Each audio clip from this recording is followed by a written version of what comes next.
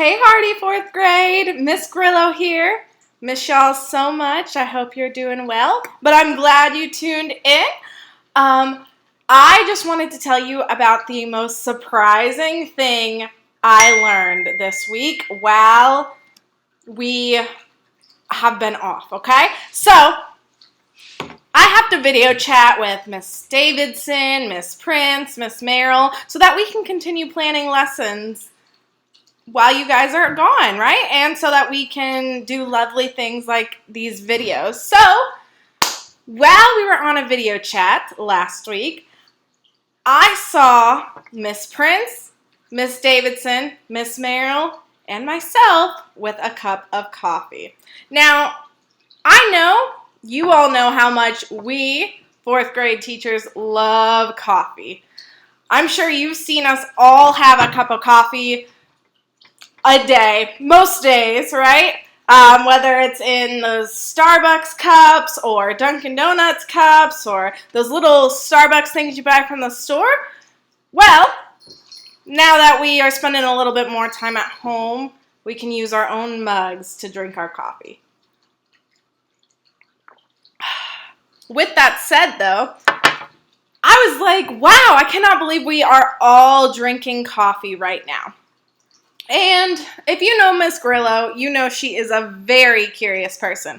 So I was like, why don't I ask them how much coffee they drink a day now that we are stuck at home? So I look over at Miss Merrill and I'm like, Miss Merrill, just out of my own curiosity, how much coffee do you drink now while we've been at home working?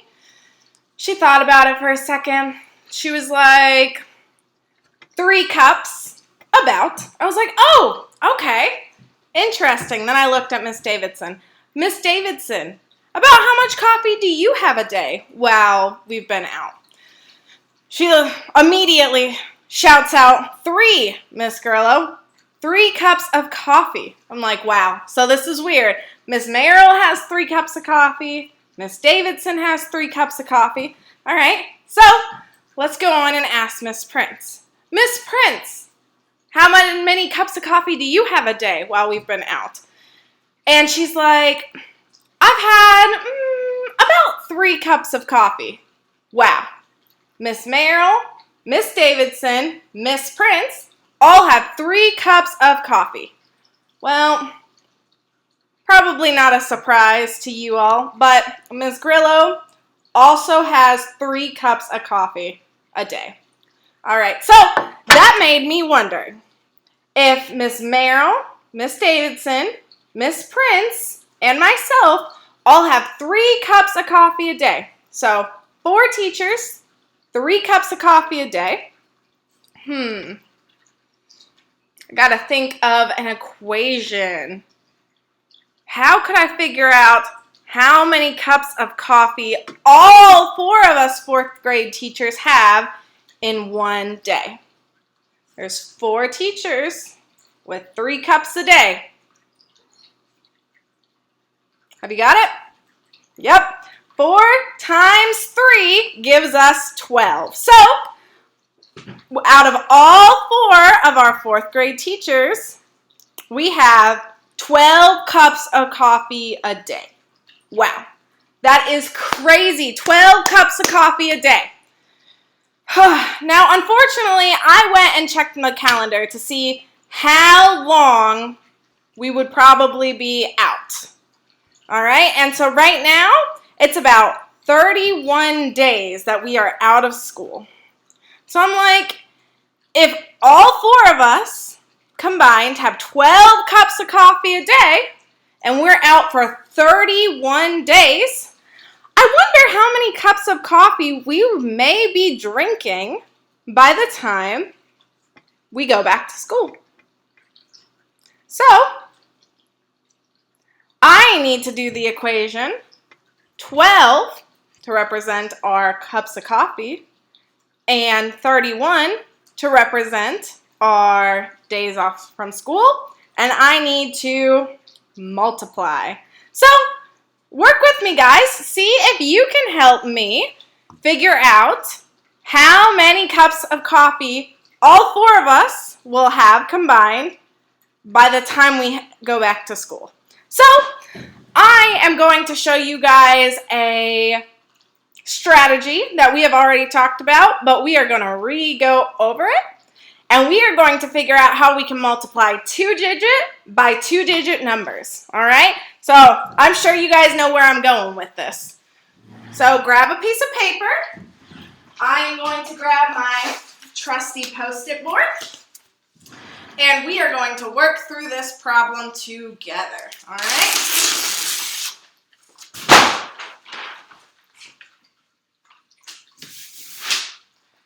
All right, so I have 12 cups of coffee, all right? 12 total cups. 12 cups of coffee. And I am multiplying this by 31 days because that's how long we are out of school and working from home. So 12 times 31. And here is what I want to show you today. Area model. Now I know we have worked endlessly on area model, but we are going to re-hit it again today. So put that thinking cap on, get back to thinking about 2-digit by 2-digit multiplication, and we are going to work through this together. So whenever we are doing area model, the first step is to decompose our numbers. So remember, decomposing just means to break down. So we have 12 here, and we are going to decompose it or break it down into our 10s and our 1s. So we have 110, which is the same thing as our number 10. All right? And then we have 2 1s. All right? So that's how many 1s we have. If we had 10 plus 2, that'll give us 12, which is the number we started out with. All right? And we're going to do the same thing over with 31. We need to decompose it or break down the numbers, okay? So we have 3 10s, which is the same thing as 30. And we have 1 1. So we just have to put a 1. And 30 plus 1 gives us 31. All right, you all with me so far? Very nice. We are going to move on now to the actual area model portion of this. So what we need to do is to draw our model, right? So that is step 2, drawing our model. And let's look. We have 1, 2, 3, 4 decomposed numbers, okay? So that means we're going to need 4 boxes, all right? So we have our big model, and we have to have 4 sections or 4 boxes, okay? We have 1, 2, 3, 4, okay? Next, I need to take my numbers and put them into my model. So first, we're going to start off with our first number. It is 10 plus 2. So in my model, I'm going to write 10 plus 2. All right. And our next number is 30 plus 1. So on the side of my model, I'm going to do 30 plus 1. Okay? And remember, we are multiplying. Remember, multiplication. So that is where we are headed with our area model. Our next step is we need to see what numbers meet in which box, okay? So get your fingers ready. Put your number on the 10 and put your number on the 30 and scroll down. They meet in this first box, okay?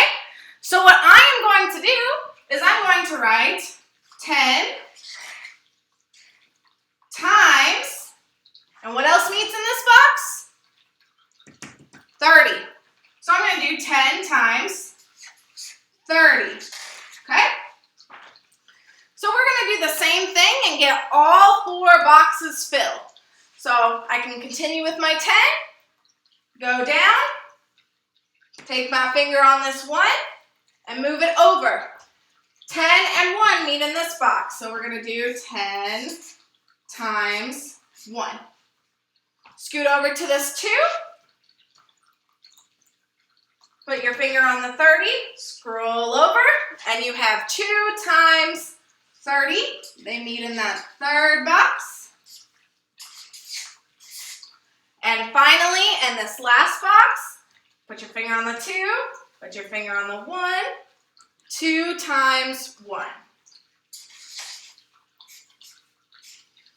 All right, now we are ready to multiply, okay? So you can start in whatever boxes you want.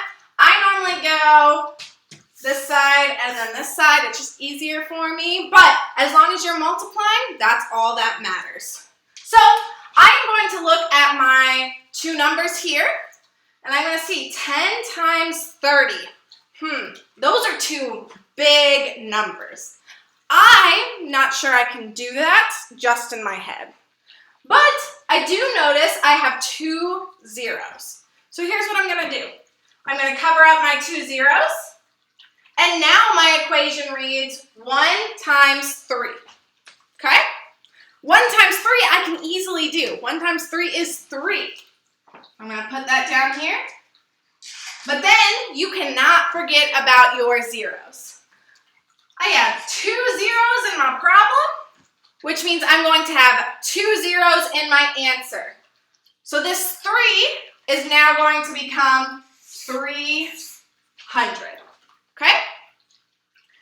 All right, next we're going to go down here. 10 times 1, we all know that. Anything times 1 is that number. So we have 10. All right, we're going to move over here.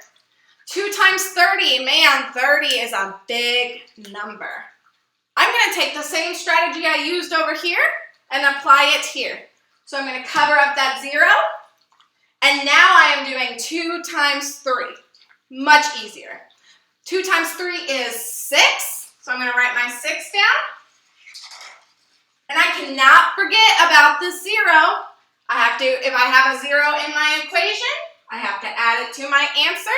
This time we only have 1 0, which means we only have 1 0 in our answer. So the 6 becomes a 60. All right, and finally our last box, 2 times 1. We know that anything times 1 is that number. So it is 2. All right, so we have filled out our area model, but we are not done there, okay? The next and final step is we have to add these 4 answers together.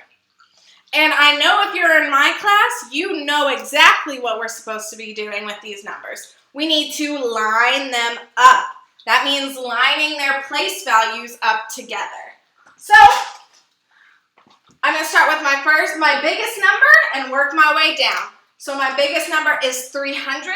That's going to be what I put at the top here. All right. My next biggest number is 60. And now I need to make sure my place values lined up. So this 6 is in the tens place. So I need to find the tens place in 300. I know this is the ones, which makes this the tens. Now remember, we're adding, so don't forget your addition sign. And then we have 10 times 1, which equals 10. That is our next biggest number. Got to line up that 1 for in the tens place. Got to line them up. And then finally, we have a 2, which is in the ones place. So we know the furthest column is our ones. All right, the last step, we need to add. So whenever we're adding, you know we always start with our ones spot, okay? So currently, we have 0 ones plus 0 ones plus 0 ones plus 2 ones, okay? So what does that equal? Well, 0 plus 0 is 0. 0 plus 0 is 0. 0 plus 2 gives us 2. So we have 2 ones. All right? So we're almost done. Next, we're going to move to our tens. It's the next place value over. We have 0 plus 6. That gives us 6 tens. Plus 1 more 10 gives us 7 tens. All right? And then finally, we go to our hundred spot. We have 3 hundreds, all right? And there is nothing here, which means we can assume that they're big zeros. So 3 plus 0 plus 0 plus 0 gives us 3. All right, and there we have it.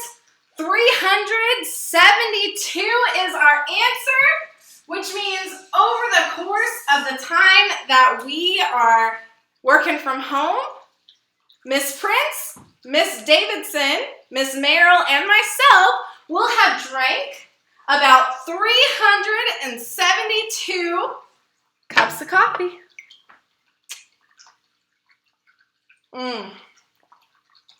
That seems like a lot, but coffee is good. So, coming up, there are going to be a couple of practice problems that you can do. Make sure you write them out on notebook paper, and I would love to see you attempt the area model, okay? Try the area model, and then look forward to coming and watching. Whew, Miss Grillo can't talk. Come watch my next video.